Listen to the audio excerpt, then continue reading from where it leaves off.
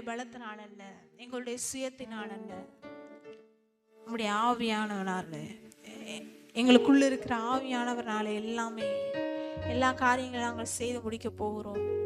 ஆவியானவர் எங்களை தொடர்ந்து வழி நடத்துவீராக, எங்களுக்குள்ளே பேசுவீராக, எங்களோடு செயல்படுவீராக. ஆண்டவரே, இந்த வாரம் முழுவதும், இனி வருகிற நாட்கள் முழுவதும் நாங்கள் எங்களுடைய வாழ்க்கையை ஆவியானவர் கைகளில் ஒப்பு கொடுக்கிறோம்.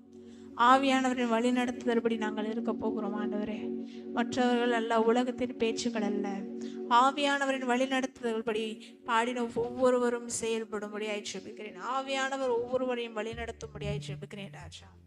உமது கரங்களை தருகிறோம் ராஜா, முழுவதுமாய் எங்களை தருகிறோம். நாங்கள் உண்மையை நம்பி இருக்கிறோம், உண்மையை நம்புகிறோம்.